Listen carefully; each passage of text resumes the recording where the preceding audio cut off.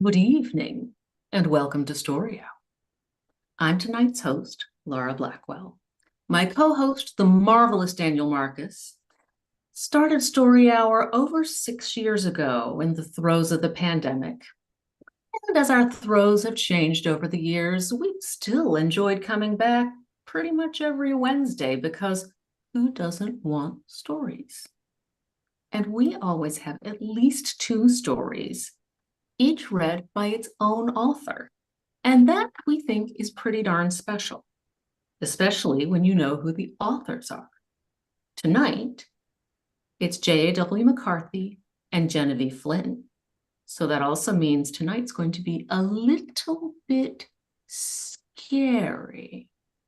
Be warned. So if you are here on Zoom, feel free to chime in on the text chat if you like. If you're joining us on YouTube, either right now or at some time in the future,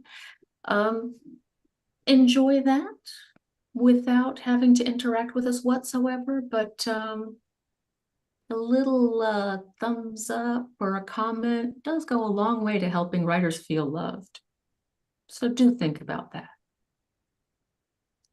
Our first writer today is J.A.W. McCarthy. J.A.W. McCarthy is a two-time Bram Stoker Award and two-time Shirley Jackson Award finalist and author of Sometimes We're Cruel and Other Stories and Sleep Alone. Her short fiction has appeared in numerous publications, including Vestarian, Pseudopod, Split Screen Volume 3, The Dark, and The Best Horror of the Year, Volume 13. She is a second-generation immigrant of Thai and Slovak descent and lives with her spouse and assistant cats in the Pacific Northwest. You can call her Jen on most platforms at J.A.W. McCarthy and find out more at jawmccarthy.com. Jen, welcome back to Story Hour. Thank you for having me. I'm excited to be here. We're excited too. So I understand you have a scary story for us. I Didn't do. ask, but are there any content warnings we need to tell people? Yeah, I'm glad you asked. I have a couple.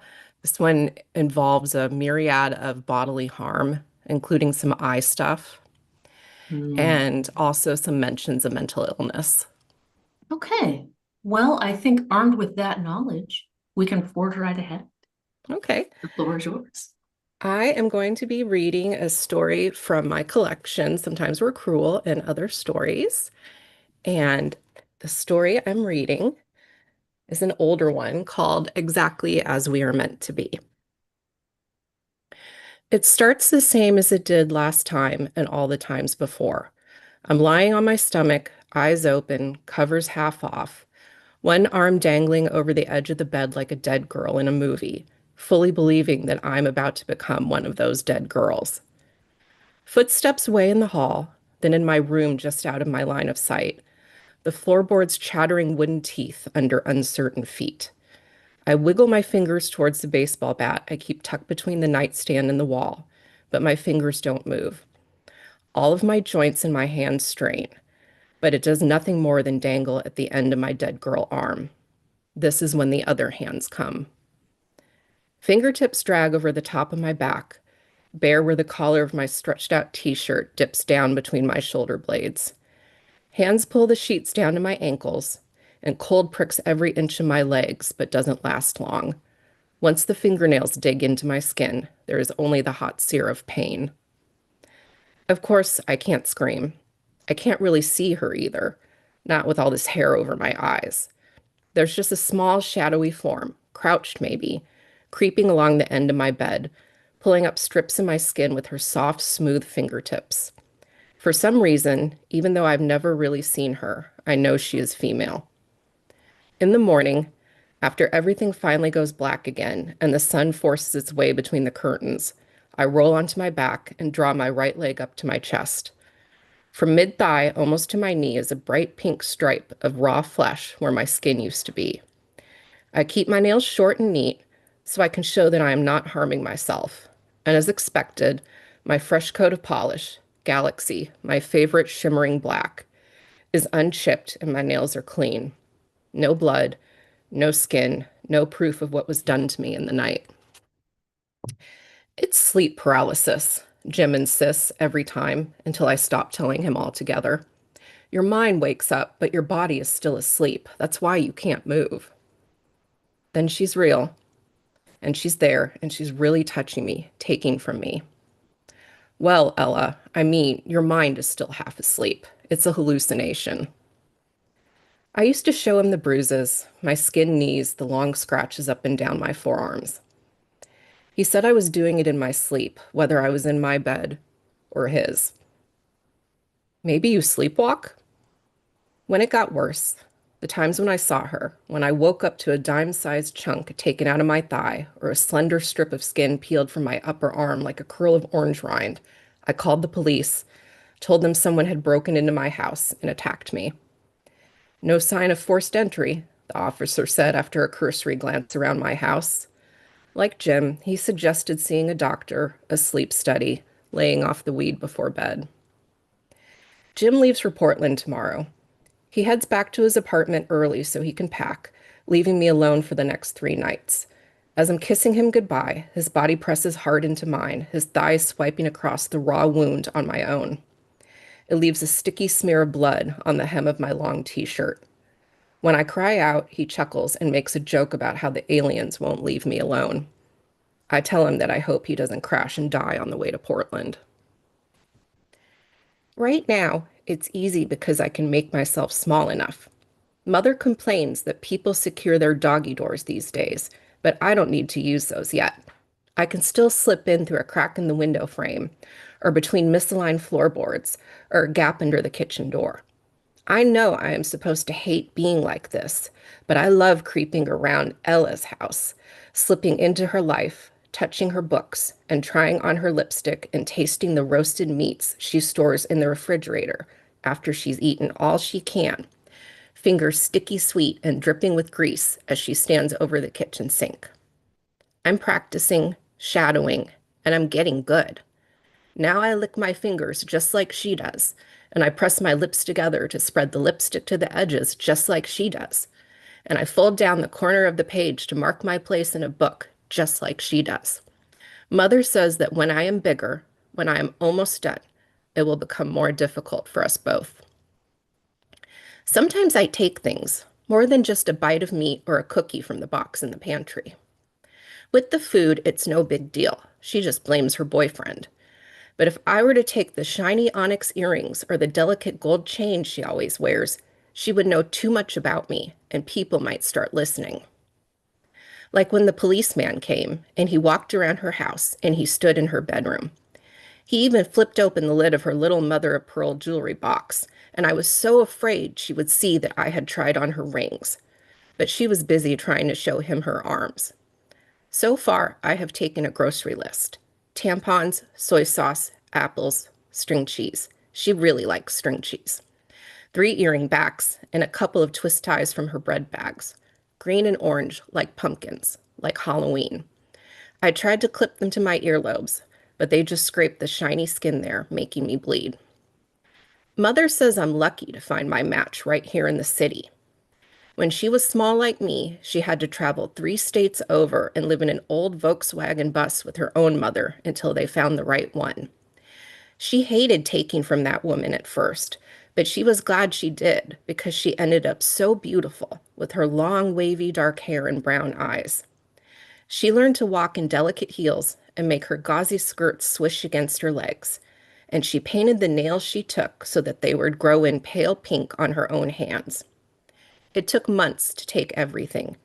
You can't give up now. I didn't sacrifice so you could be incomplete, grandmother said, chipping teeth and peeling up ribbons of skin so that the woman couldn't even bear to have the bed sheets touch her open flesh. There were so many times that the woman begged the police and the doctors for help. Near the end, her family did as they were told and put sedatives in her wine and tied her to the bed at night. Though it seemed cruel to my mother, grandmother taught her to untie just one hand before she took any more. Once my mother was big enough, After she was finally able to dig down to the bone, she went to visit the woman one last time and found her dead. This made my mother sad. So when she had me, she told me this story and she called me after the woman, Rose. When I have my own daughter, I will name her Ella, and I will teach her what I know so that she doesn't have to be lucky like me or go far to find the perfect one. I used to be scared to sleep alone, but now I'm almost relieved when Jim is gone. For 3 nights, I can push the kitchen chairs up under the doorknobs and leave the dowels in the window tracks and lock the bedroom door, all without judgment and the condescending comments of a man who thinks he is protecting me. Every night, he says, I'll hear them. When they break in, they'll see me here and they won't hurt you. They'll have to go through me first. Yet every morning, he surveys me with his bleary eyes, talking about his crazy dreams, not a scratch on him. He grabs my hands and suggests mittens at bedtime. He thinks he's protecting me from myself. On the first night, I take extra precautions.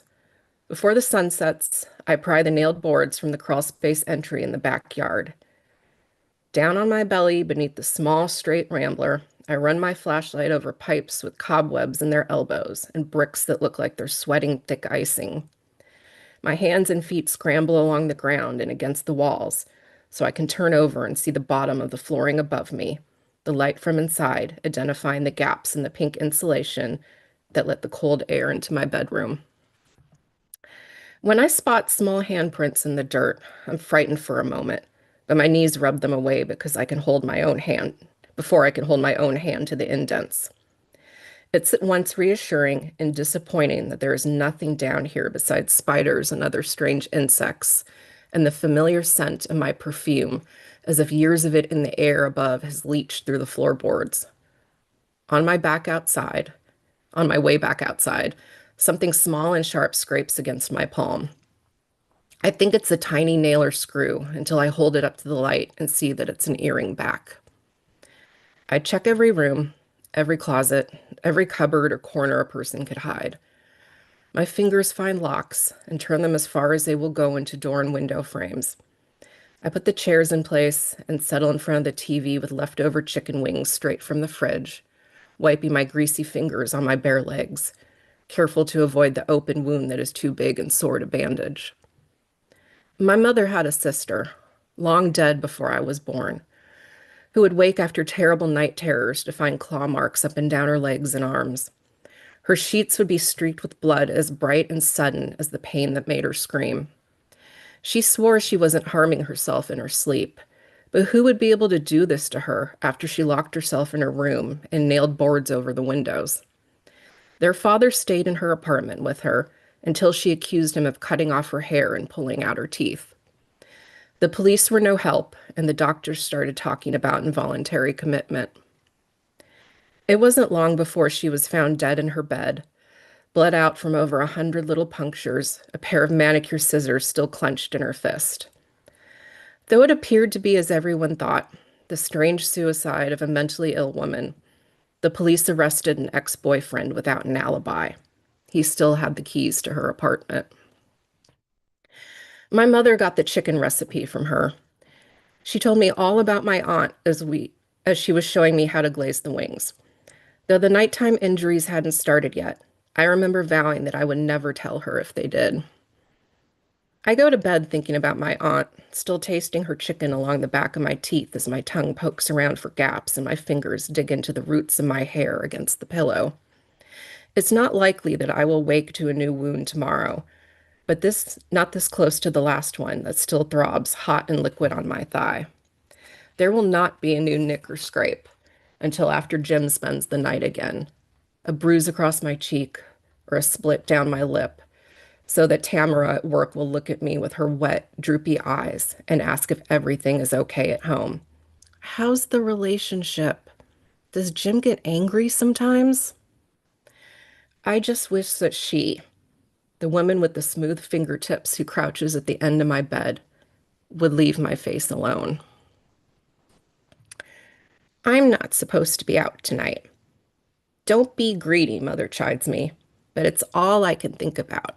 She's all I can think about. It's because I'm getting close. Mother says we are overachievers, each generation of us more accomplished than the one before. So I can believe I am almost done, even though I am still small. I practice saying her name, Ella, Ella, Ella, rolling around inside the velvet parts of my mouth, bouncing off stunted teeth and nesting in the back of my throat. Ella. It's like a song, and I wonder how she sounds when she says her own name. Does it lilt and tumble like satin unfurling across a wooden floor? Even when I am angry, I will enjoy calling for my future daughter, my Ella. In Ella's house, I perch on her windowsill so I can watch her sleep. She is strangely peaceful, more so than when she is with him, and I have a feeling I would not have to make her still this time, even though I will take nothing tonight. Still, I can't resist running my finger over her lips until they part, her breath clutching warm against my skin.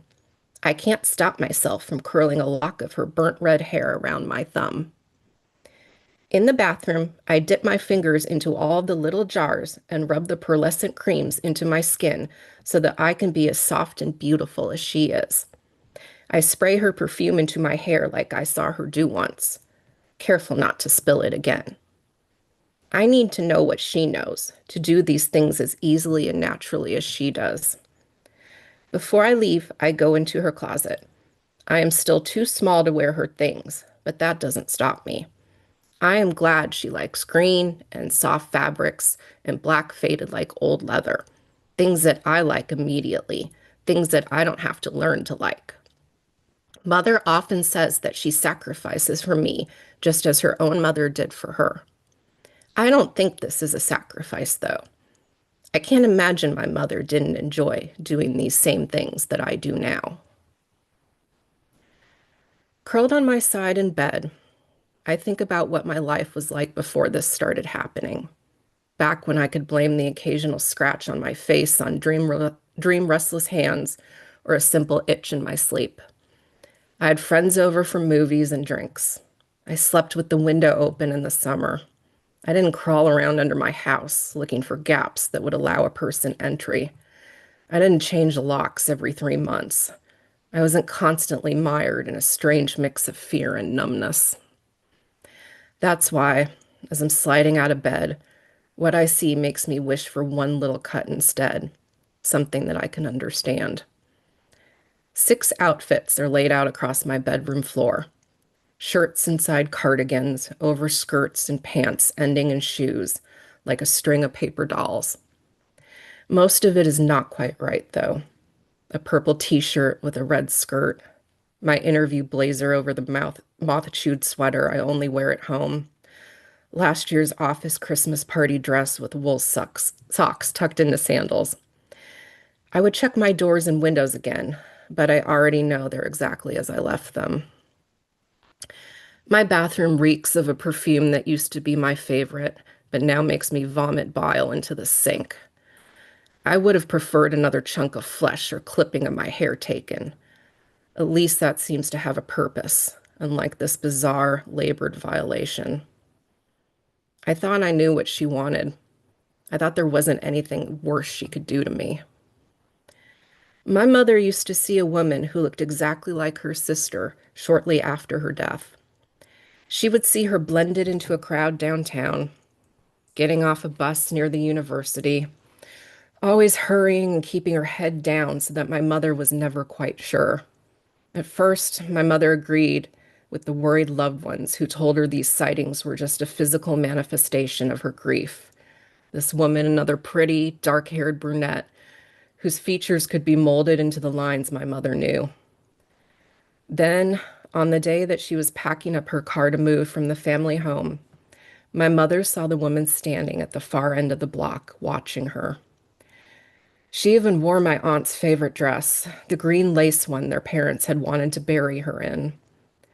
When my mother ran to her, the woman seemed to shrink, becoming lost between houses and behind fences she couldn't possibly scale. That was the last time my mother saw her.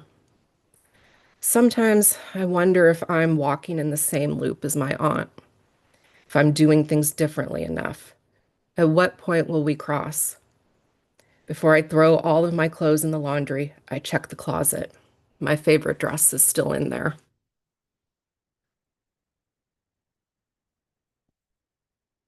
This is the life that I want. My own bed in my own home, full of my own things that I picked out myself and don't have to share with anyone. I want to work in a nice office where I have my own desk and blue and black and red pens and flowers that I buy on my way in. I want to linger in record stores on the weekends and drink the fancy coffees that I smell on her breath, even under the toothpaste. I want a boyfriend who likes the same TV shows and makes me make those noises, the ones that she makes when her legs go stiff under the sheets. Mother says I will know I am almost done when Ella becomes weak.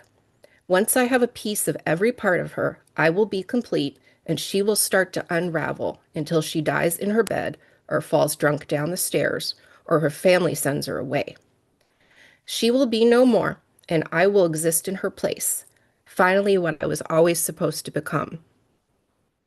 I don't want Ella to end up like the other Rose. I don't want to be sad like my mother, reminded of what I have done every time I say my future daughter's name.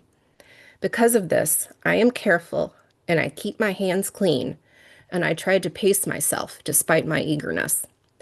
Sometimes the urges are so strong that I can't stop myself from visiting, but it's only to observe and learn. Wine with dinner, coffee before shower, a jacket with a hood when the smoky clouds start to suffocate the sky. Pen in my right hand, paper under my left. Reminders to boyfriends end with a heart or love. Fingers on every lock on every window and door before bed each night. Chairs under doorknobs when no one else is around. Tonight, on the last night before her boyfriend returns, I settle next to her in bed and take a piece of her tooth. Just a chip, a crumb of bone that I immediately press into my own mouth.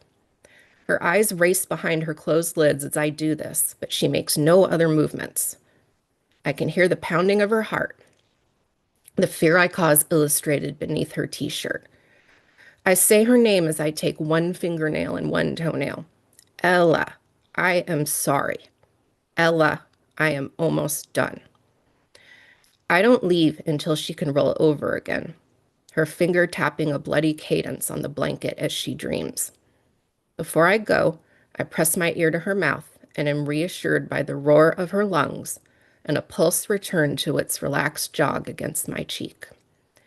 This is what I will look like when I sleep. This is what I will sound like. I know how to put on her perfume and arrange her clothes, and I have watched her cook enough to know what goes in the pan first. I know how to wash my body and talk to a man and make him come back even when I don't want him around. When I have my own home, I will know where everything goes. I know how to cocoon myself and drive away the people who love me and make sure it is just me, exactly as I am meant to be.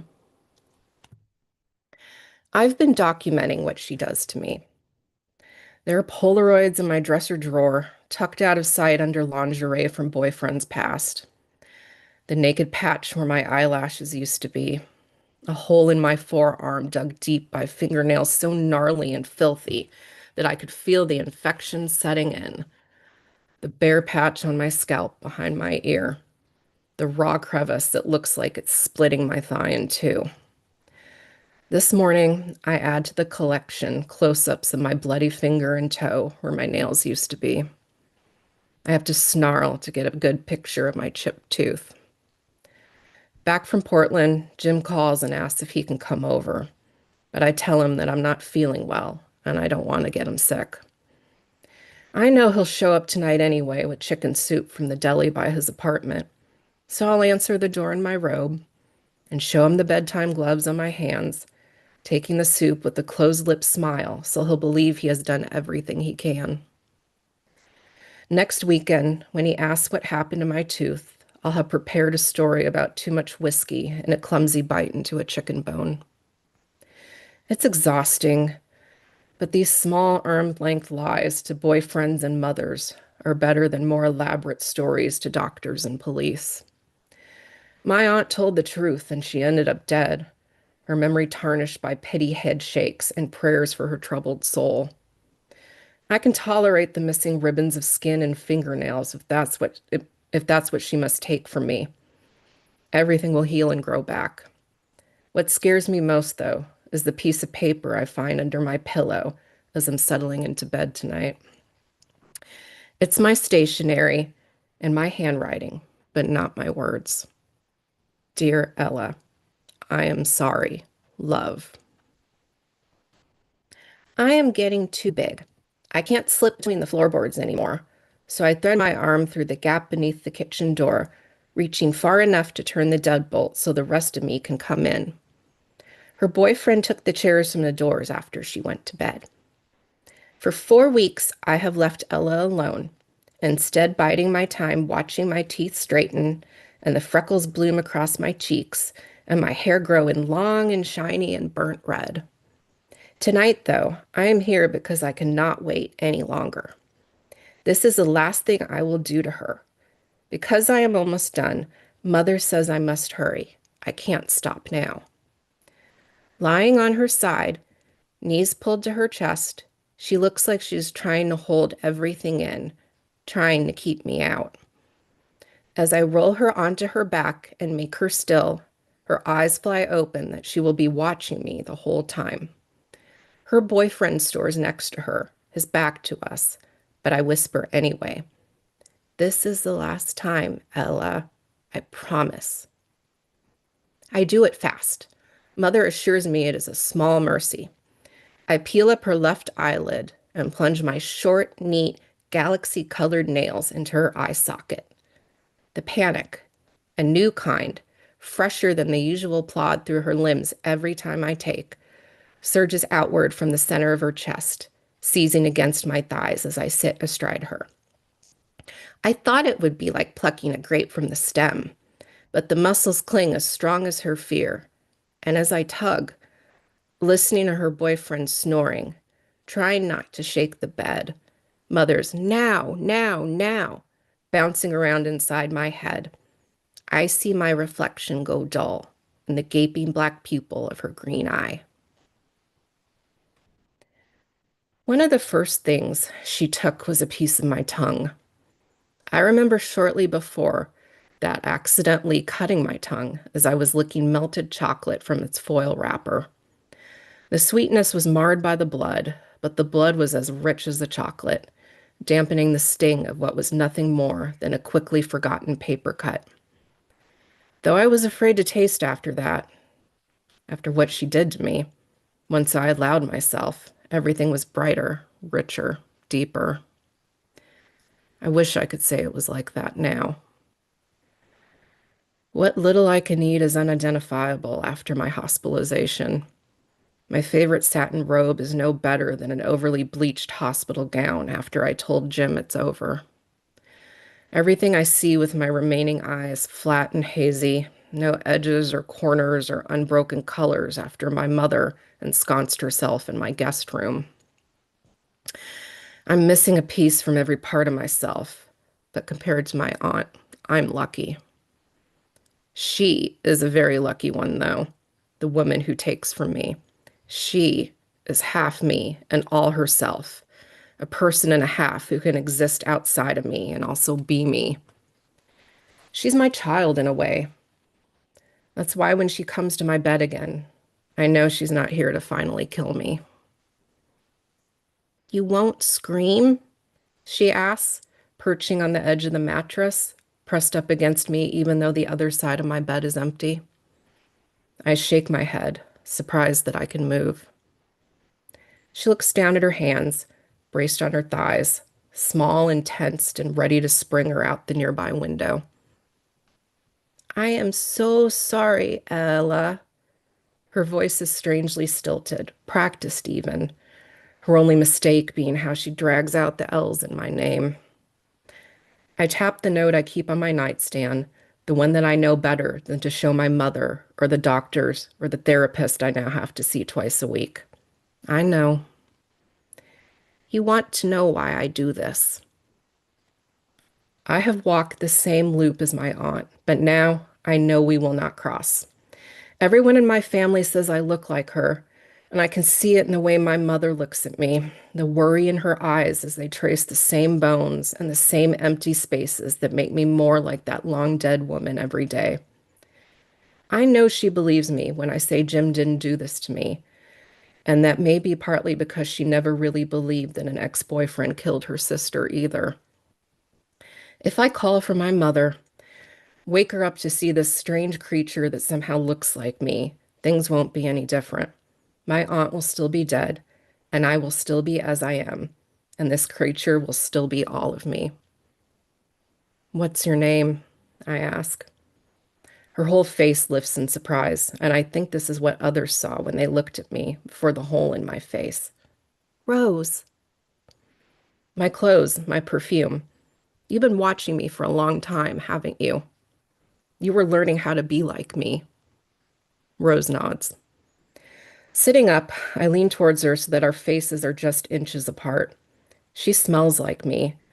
Not like my perfume or my soap, but like my fingers smell after I rub my scalp. If I touch her, she'll feel like me too. Same fuzz on her earlobes, same rough patch on the back of her wrist. And if I let my tongue brush against her lips, I know what I will taste. Looking into the mirror of her eyes, I even know we're thinking the same thing. As she moves her hands onto my thighs, Rose smiles the same tight-lipped smile I recognize from school pictures and graduation programs and birthday party scrapbooks. She doesn't move, doesn't make a sound as I pull the eye patch from my face and place it over our left eye. Her right eye closes automatically under my lingering fingers, her body loosening so that pulling her down is easy. Sliding her into the warm crater I left in the mattress is easy. Tucking the blankets around her is easy. The smile remains on her face as I dress, as I grab the cash from my purse, as I open the window. Goodbye, Rose, I say. Goodbye, Rose, she echoes.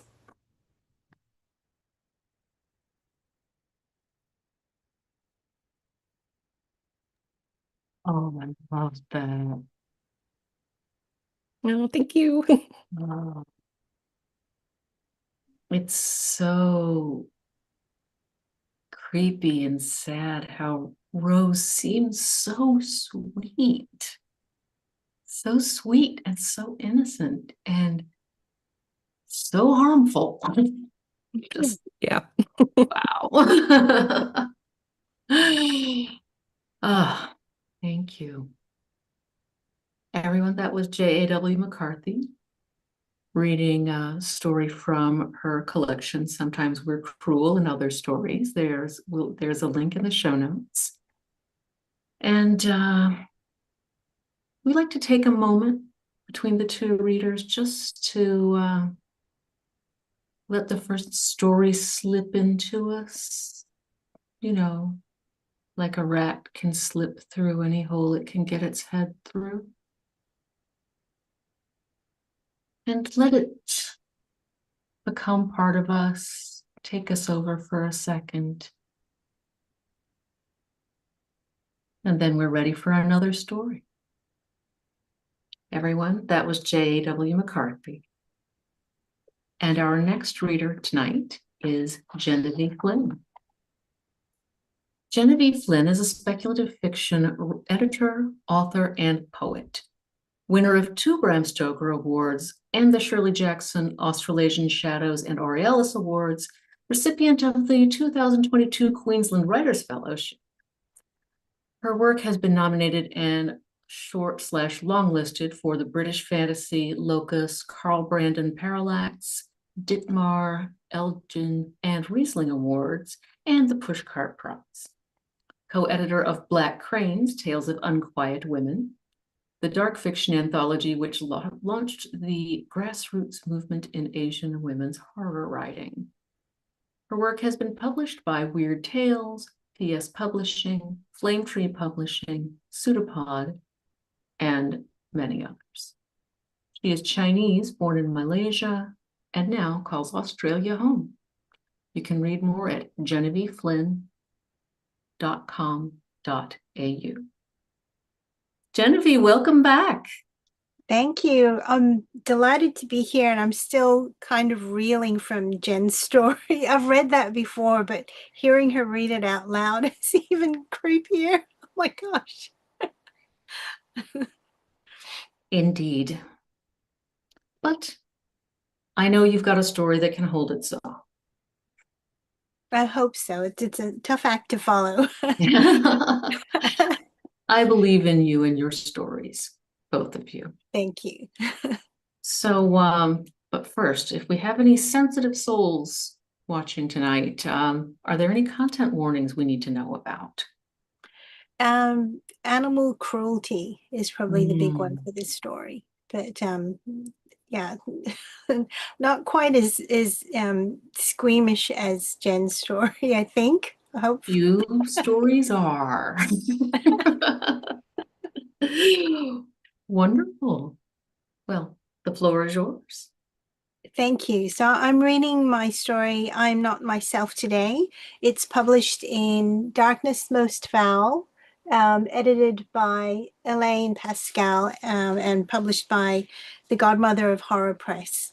And all the stories in this collection are themed around birds.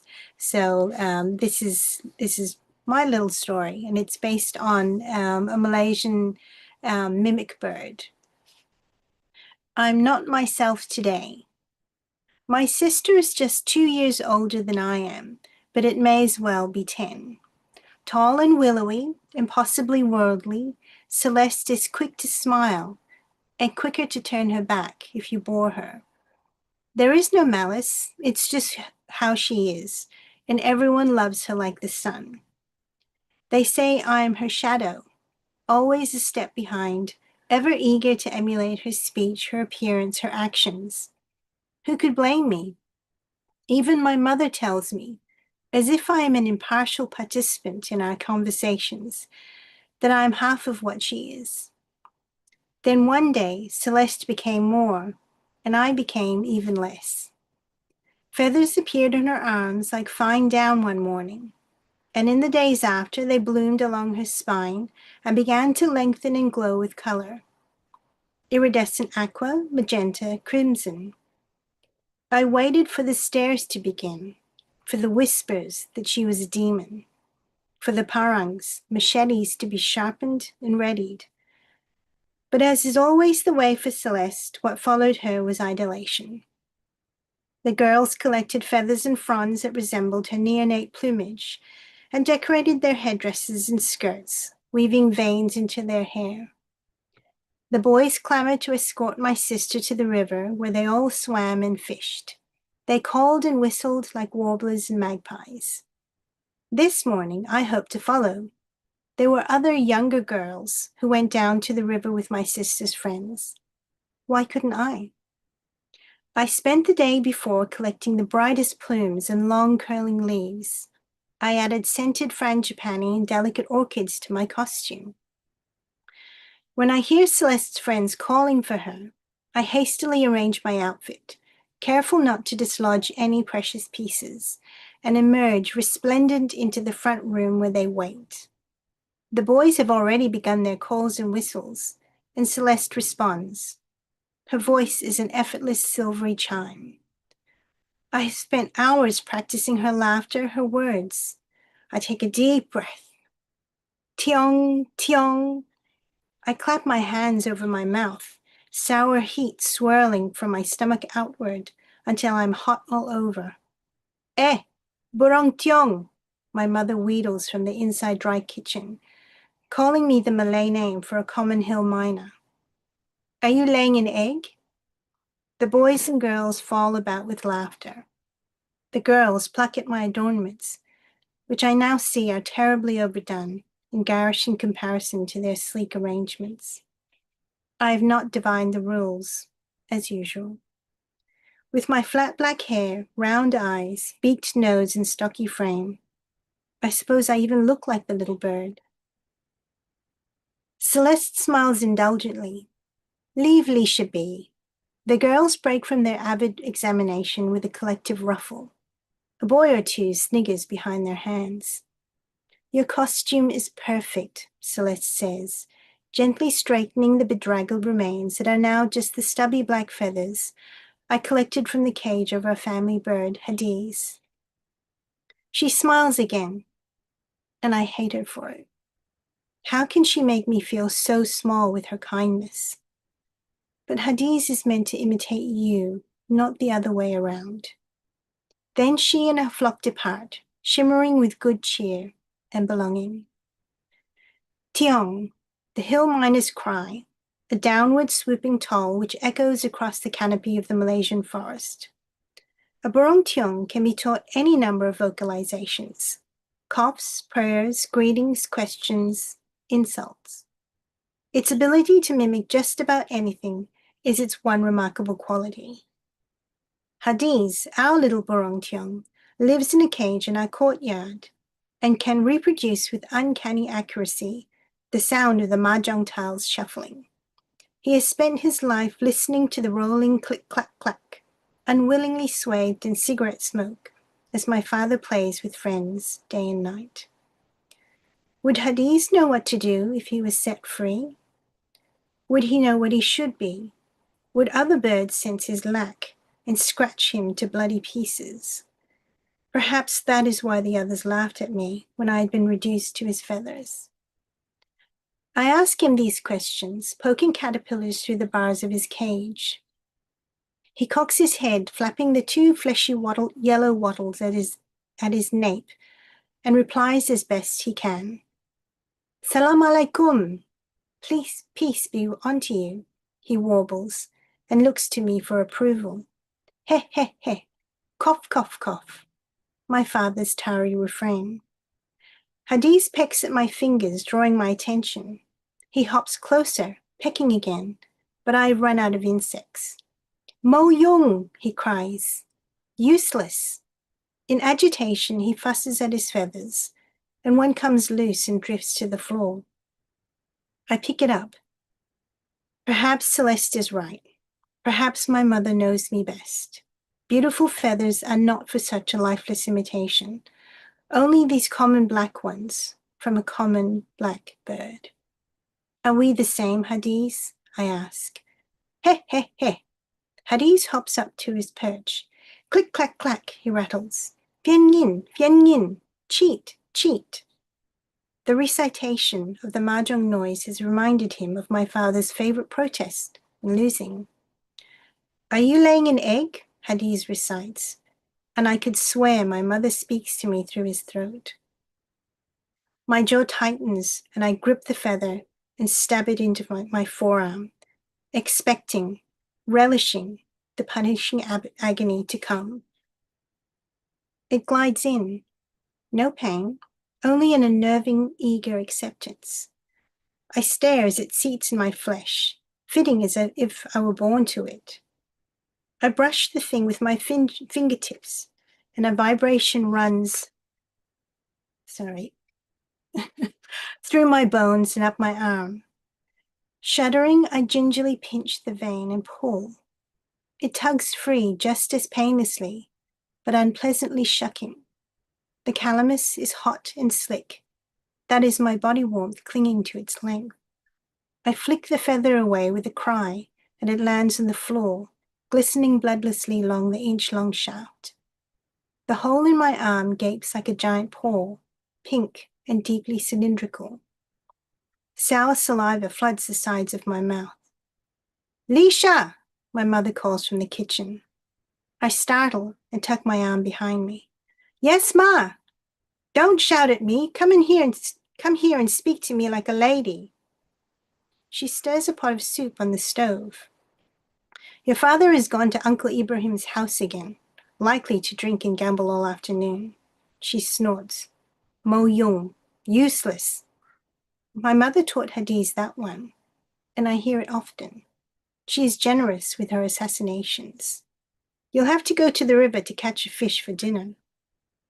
The hole in my arm burns with a fierce itch, but my mother flicks her head dismissively. There's no one else. Now go, unless you want only rice to eat. The itching becomes unbearable as I walk the path towards the Labuk River. my net slung over my shoulder. I worry both at my arm and at the sounds of laughter and splashing ahead. How can I face Celeste and her friends after this morning? I turn and angle through the trees. The flow curves around a bend upriver, and perhaps I will be lucky and can catch dinner without being seen. The rocks are slippery with moss and too dangerous to cast from, so I set my feet further up the bank and twist and hurl my net into the water. But the weights circling the circumference tangle in reeds, and the strands clump and sink. As I drag the net back, my arm gives a fierce throb, and I drop the gear to claw at my flesh, grunting with satisfaction as I rake the hot skin. My nails catch on something hard, and, frowning, I raise my arm. A long white tube is lodged in the paw. Did a part of the shaft break off inside my flesh? I frantically scratch at it, praying I can get the whole thing out. An opaque keratinous cylinder extrudes and crumbles in my fingers, accompanied by that awful slick body heat departure, and a short black feather unfurls on my forearm. With a cry, I grab the stubby vein and yank. Agony fires up my arm, crawling up my shoulder and neck, radiating across my chest. I'm almost blind from the pain.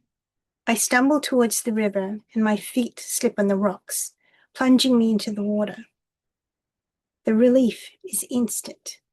I tread water just below the surface, relishing the absence of burning for a long moment before realizing I can see. The Labook is often murky because of logging upstream, but when I blink, the cloudiness vanishes, and I stare in wonder at the outline of the rocks to the side of me, the silty bed below, the reeds swaying, and the fish. So many silvery shapes darting like treasure. I lean forward after spotting a catfish the size of my foot, and to my delight, I glide after it as easily as a snake. Looking down at my body, I expect to see fins and scales, but there are only my clothes billowing around me, and my arms and legs drifting. My lungs. I've been under for several minutes now. What has happened to me? I grin. I'm becoming more just like Celeste. With a flip of my legs, I cut through the water and laugh, bubbles streaming behind me as I chase first one fish, then the other. I've never felt so light, so suited to the world. A torpedo-shaped shadow passes over me and I twist. It is a snakehead fish, over 4 feet in length, the biggest I've ever seen. Its body is thick as my thigh, and it rolls its dark red eye towards me. They are ferocious feeders. Hunger surges up inside of me, and we both flick at the same time, racing through the water, knifing through the reeds, skirting stone outcrops, churning sediment from the bed as I hunt it down. Other fish scatter in our wake. Confused at this strange predator, the snakehead darts right, and it is suddenly in the shallows. We both are, and I realize too late that there are brown legs and paddling feet around us. Still, instinct drives me forward. I imagine if I could see myself reflected, my eyes would be rolling back like a shark's. I clamp my arms around the torso, digging my fingers in as the fish twists and fights, its body solid with muscle. I spear towards the bank, plant my feet, and haul the creature upright, staggering, unable to see for a moment, unable to breathe above water. Then the others are around me, exclaiming in wonder, cheering and laughing. My eyes clear as J.A.W, a boy with broad shoulders and an open grin, takes hold of the fish's head and walks with me to the shore. "Let me help," another boy cries, crowding close to take up the tail. "Me too." My head feels like it will lift off and float away. My heart grows 3 times in my chest, and I laugh, and it is a silvery chime. "Celeste!" J.A.W shouts. I cast about, smiling. I would share this moment with her. Finally, we are alike, and this is our chance to truly be sisters. J.A.W points to the middle of the river, where a brilliant blur spirals across the dark water. It is Celeste. Gossamer indigo, fuchsia, and bronze feathers have grown into her plumage. They gleam from her shoulders, arc down her back, her thighs, the crown of her head, and she dances, flitting across the surface, light as a dragonfly, twirling, bowing, skipping on her long, long legs. Cheers, whistles, and calls erupt around me, and I stagger under the sudden returned weight of the snakehead as they rush to chase after my sister. Unable to bear the sight, I look down to remind myself of my prize. But somehow it is no longer so thick, nor so long. How had I imagined it to be the biggest fish I'd ever seen? It was sickly to begin with, and likely old. Its flesh will be tough and leathery. Its eyes are clouded with death, and flies have begun to light upon its gaping mouth. I shake them loose. It will only be a matter of time before the meat is tainted, so there's nothing to be done but to carry it home myself. Mo Young, my mother exclaims when I deliver the snakehead to our open-air wet kitchen, where smelly, messy things are cleaned and chopped and cooked and transformed into things more palatable. I'm going to the market, she snaps, and leaves me with my trophy. I drag the carcass to the roadside and abandon it to the scavengers. Salam alaikum, a throaty warble calls from the courtyard. Still stinking of river and fish, I go to visit with him. Hello, Hadiz. When I open his cage and reach in to stroke his back, he pecks at the feather in my arm. I'd forgotten about it in all the excitement. I smile. At least for a time, I had become more. I had gained his remarkable ability to mimic. Thank you for your magic. I rotate my forearm and he tilts his head. Do you see?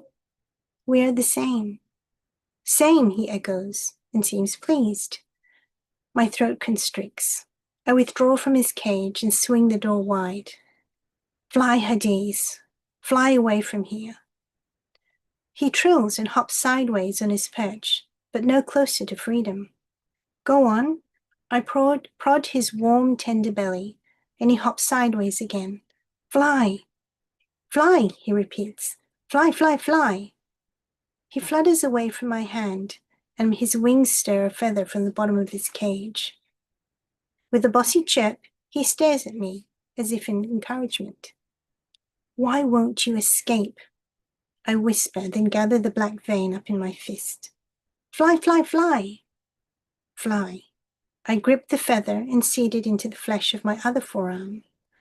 Like the first, it takes immediately and with no resistance at all. I take a step and feel the lightness in my limbs.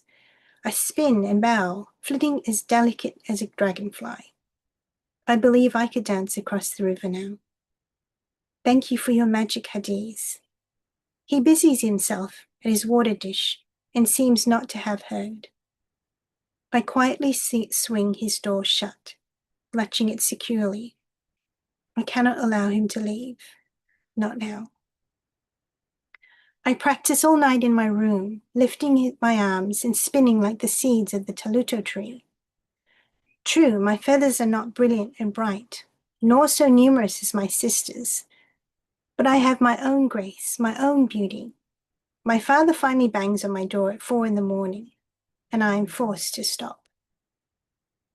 Drugged with so little sleep, when Celeste's parliament of friends call for her, I miss my chance and am forced to finish her chores and mine before I can follow. It doesn't matter. I will skip across the ripples of the Labuk to join her when I arrive. The laughter and splashing ahead calls to me, and I hurry along, toes pointed, feathers thrumming with excitement. I can just picture it. There's no need to announce myself. With a swirl and a dart, I dance the surface of the river, shimmering across its murky depths, dipping and bowing, spinning and dashing. Calls and whistles erupt from the bank. Cheers and clapping follow my steps. I grin and twirl even faster, dizzying myself with the joy of it, scooping and sending drops arcing over and above me like rainbows. I will create my own colors. Breathless, I finally slow and look around. The applause and exclamations seem so far away. Did I lose myself and leave them all behind? I search the river's edge, straining to see, to hear. They crowd along the far bank, pointing. Celeste, look! Celeste, Celeste, Celeste! Fly, fly, fly! My heart stutters and sinks, and so do I. My feet, once so weightless and delicate, now drag along the surface, and I stagger, tumbling sideways and come up half drowned. My feathers are no longer unfurled and humming with happiness.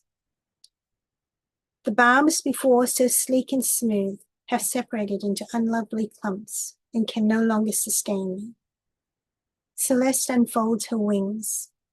Aqua, magenta, indigo, crimson, fuchsia, bronze, garnet, azure, amethyst, mercury, and with 1, 2, 3 soaring beats takes to the sky, completely transformed. She circles above our heads, and her cry is a silvery chime. She swoops towards me, piercing me with her golden eyes, brushes me with the tips of her feathers, then glides away, following the course of the river. The others whistle and laugh and give chase. I plunge into the Labouc and beneath its waters. I scream long and hard until it seems my head will burst. When I break the surface, my throat is raw and tastes of mud. I struggle for the bank and drag myself clear. My arms and legs have lost their elegance, but I stumble and hurry homeward as fast as I can, jaw and fists clenched. Grit grinds between my teeth, and they creak, ready to crack and fill my mouth with splinters. Salam alaikum, Hadiz sings in greeting. Peace be unto you. Shut up, shut up. I prise open his cage and snatch him from his perch and flip him over. Ever sweet-natured, the little Burung Tiong makes no protest and simply watches me with the curious cock of his head. He, he, he. Be quiet. Chest heaving and head pounding, I separate one of his long pinions from the rest and wrap my fingers around it. His legs cycle slowly, as if he is riding a tiny bicycle, and he tries to angle his head to see what I'm doing. I pull.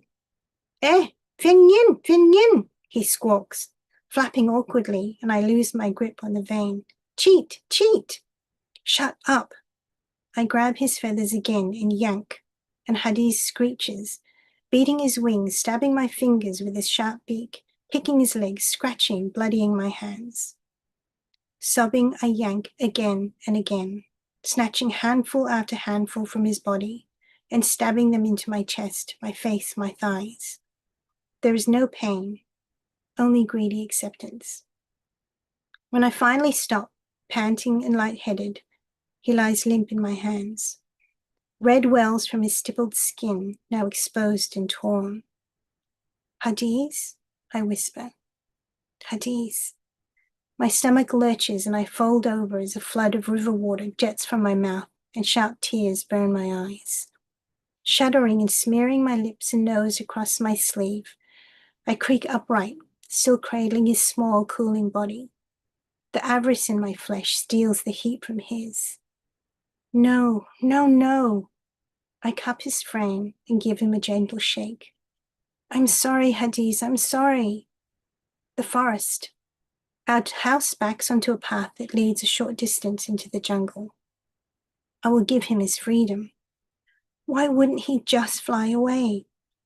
Hiccuping with ugly sobs, I hurry along the track. A perfect spot appears, a cozy hollow in the trunk of a tree, a little way into the shadows.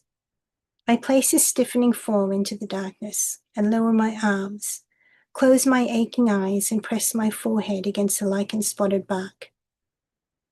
I hear a noise and look up, certain I will see my mother or father watching from the path, scowling with revulsion, but little surprise. Have they always seen what is inside of me? I grin, still crying, and I can feel all the ugliness inside of me shine out of my face. Cough, cough, cough. Hadiz? My heart leaps, both hopeful and terrified. A look from the hollow to the house. Cough, cough, cough. But it is only my father returned, early for once. Suddenly I am small again, and the memory of the times he held me, few as they were, rise.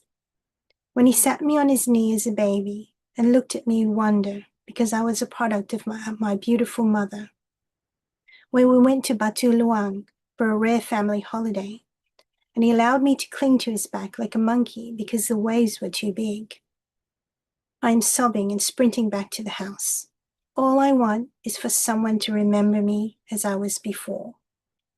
The door slaps shut behind me as I stumble inside. Papa! I go from room to room, seeking the strongest drift of tobacco smoke, pausing to listen for his tarry refrain. Papa! Hadiz! His gravelled voice sounds behind me. Hadiz! I spin and see my father approaching slowly, cautiously. We are inside the inside kitchen, and he snags one of the tea towels hanging on a hook on the wall and wraps it around his hands. What is he doing? Papa! I try to say, but what comes out is this. Tiong. I back away, slipping. My feet have grown yellow and scaled, and my toenails have become hooked claws, and I cannot gain purchase on the oily tiles. A metal bowl clatters away, knocked by my wings as I try to grab the counter. I'm shrinking. Papa! Tiong! My father tisks. That Lisha, useless girl, always forgetting to lock your cage. No, Papa! Tiong, tiong. He lunges and I twist away, flapping and tumbling towards the back door, but the handle is beyond my ability to grasp. I batter myself against it, and too late, dive towards the open window. The tea towel lands on me, crushed around my now air-light bones by my father's iron hands. As easily as I once did, he opens the kitchen door, crosses the courtyard, then swings the cage wide. He plants a kiss on my head. Tobacco smoke swirls around us, and my heart shudders. Then he places me on the perch, locks me away, and begins setting up for the table for his afternoon game. Click, clack, clack. Click, clack, clack.